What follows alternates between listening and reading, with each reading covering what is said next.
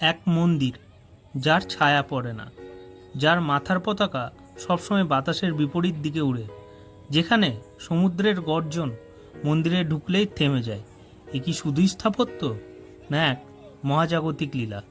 আগে হ্যাঁ, আপনারা ঠিকই ধরেছেন, আমি বলছি উড়িষ্যা রাজ্যের পুরী জেলায় মহাপ্রভু জগন্নাথ মন্দিরের কথা, যেখানে হার মানে বিজ্ঞান এবং জেগে ওঠে বিশ্বাস। আজকে আমরা মহাপ্রভু জগন্নাথের লীলা এবং এই মন্দিরের ইতিহাস সম্বন্ধে কিছু তথ্য জানব। দাপর যুগে রাজা ইন্দ্রদ্যুম্ন ছিলেন ভগবান নারায়ণের পরম ভক্ত। তিনি সর্বদা ভারতে এক মন্দির নির্মাণ করতে চেয়েছিলেন, যেখানে স্বয়ং ঈশ্বরের বাস হবে। হঠাৎ রাজামশাইয়ের স্বপ্নে ভগবান নারায়ণকে দেখতে পান এবং ভগবান তাকে স্বপ্নাদেশে বলেন সমুদ্র উপকূলে এক বিশেষ কাঠের গাছ ভেসে আসবে, সেই কাঠ দিয়েই ঈশ্বরের মূর্তি তৈরি করা হবে। কিছুদিনের মাথায় রাজা দেখতে পায় সমুদ্র তীরে এক বিশাল কাঠ ভেসে আসছে। তখন দেবতা বিশ্বকর্মা বৃদ্ধরূপে এসে মূর্তি বানানোর প্রস্তাব রাখেন, কিন্তু তার এক শর্ত ছিল মূর্তি বানানোর সময় তাকে দরজা বন্ধ করে রাখা হবে এবং দরজা 28 দিন খোলা যাবে না। কিন্তু রানীমা শেষে 14 দিনের মাথায় কৌতূহলবশত সেই দরজা খুলে দেন, আর তখনই তার চোখ আটকে যায় তিনটি অদ্ভুত অপূর্ণ মূর্তিতে। মহাপ্রভু জগন্নাথ, বলরাম এবং মা সুভদ্রা। তাদের হাত পা সম্পূর্ণ নয়, রূপ অসম্পূর্ণ। রাজা শেষমেশ হতভম্ব, স্তব্ধ, শোকাহত। ভাবলেন, এ কি ভুলে ঈশ্বরের রূপ অসম্পূর্ণ হয়ে গেল। ঠিক তখনই হয়ে গেল আকাশবাণী, রাজা, এই রূপেই আমার ইচ্ছা, আমি অপূর্ণ নই, ভক্তির চোখে আমি চিরপূর্ণ।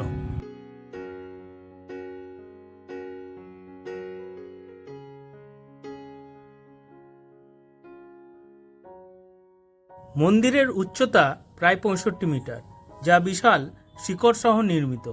অলঙ্কৃত পাথরের কাজ, বিশাল সিংহদ্বার আর সেই রহস্যময় নীলচক্র। প্রত্যেক বছর আষাঢ় মাসে অনুষ্ঠিত হয় বিশাল রথযাত্রা, যেখানে লক্ষ লক্ষ ভক্তের সমাগম ঘটে এবং 3টি বিশাল রথে করে ভগবান জগন্নাথ, বলরাম এবং মা সুভদ্রাকে নিয়ে যাওয়া হয় মা গুন্ডিচা মন্দিরে। তবে এই মন্দির ঘিরে রয়েছে 7টি অদ্ভুত রহস্য। যেরম মন্দিরের পতাকা সবসময় বাতাসের উল্টো দিকে ওড়ে, ঠিক যেমন এই ভিডিওতে আমরা দেখতে পাচ্ছি। এই মন্দিরের ভিতরে কারোর কখনো ছায়া পড়ে না। সমুদ্রের গর্জন মন্দিরের ভিতরে ঢুকলেই মিলিয়ে যায়। পাখি বা বিমান এই মন্দিরের উপর দিয়ে কখনো উড়ে যায় না। প্রত্যেক দিন নির্দিষ্ট পরিমাণে ভোগ রান্না হয়। লক্ষাধিক ভক্তের ভিড়ের মধ্যেও অতিরিক্ত বা কম হয় না। কিন্তু সবার প্রথমে ভোগ রান্না হয় উপরের পাত্রে। জগন্নাথ, বলরাম এবং মা সুভদ্রার এই মূর্তিগুলি প্রত্যেক 12 বছর অন্তর নতুন করে তৈরি করা হয়, যা হয় পুরোপুরি গোপনে। এই অনুষ্ঠানটি নবকলেবর নামে পরিচিত। এই সময় গোটা শহরের বিদ্যুৎ থাকে না। মহাপ্রভু জগন্নাথের মন্দিরে মোট 4টি দরজা আছে এবং তাদের নামগুলি হল সিংহদুয়ার, অস্থিদুয়ার, অশ্বদুয়ার এবং ব্যাঘ্রদুয়ার। আবার এই মন্দিরেই সিংহদুয়ারের সামনেই 3য় নম্বর সিঁড়িতে বসে রয়েছেন ধর্মদেবতা যমরাজ। এক সময় যমরাজ মহাপ্রভুর কাছে এসে বলেন, হে প্রভু, আপনার দর্শনে সমস্ত পাপীরা পাপ থেকে মুক্তি পাচ্ছে, ফলে যমলোকে কেউ আর আসছে না। এই পরিস্থিতিতে যমরাজ অনুরোধ করেন যাতে কিছু ব্যবস্থা নেওয়া হয়। তখন মহাপ্রভু যমরাজকে আদেশ দেন সিংহদুয়ারের সামনে 3য় নম্বর সিঁড়িতে যমশিলা রূপে অবস্থান করতে। সেই জন্য এই শিলার উপর দিয়ে কখনো যেতে নেই।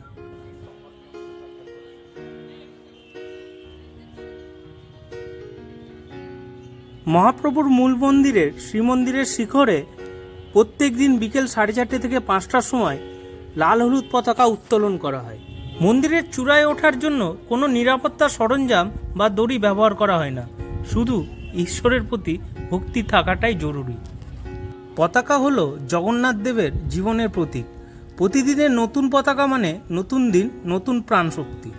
এটি ঈশ্বরের জাগ্রত রূপক, অর্থাৎ তিনি প্রত্যেক দিন নতুন করে বিরাজ করছেন। ধ্বজা মানে দিশা বা দিগদর্শন। এটি দর্শনার্থীদের বলে ঈশ্বর এখানে সর্বদা বিরাজমান।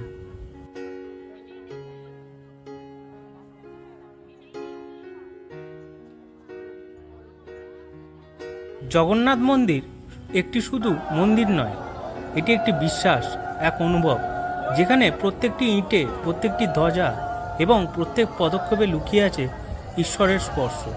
এই মন্দির আমাদের মনে করিয়ে দেয় ভগবান শুধু পুজোয় নন, অনুভবে বিশ্বাসী। তার কাছে পৌঁছাতে হয় আত্মবিশ্বাস, ভক্তি এবং শুদ্ধ মন নিয়ে। যে একবার মহাপ্রভুর দর্শন পায়, সে সারা জীবনের জন্য হৃদয়ে ধারণ করে নেয় মহাপ্রভুর প্রতি অটুট ভালোবাসা এবং প্রাণ ভরা ভক্তি। মহাপ্রভু জগন্নাথ, যিনি ভক্তের হৃদয়ে প্রেম, করুণা ও অসীম লীলায় সর্বদা বিরাজ। তাই সবাই একসাথে আমার সাথে বলে উঠুন, জয় জগন্নাথ মহাপ্রভু।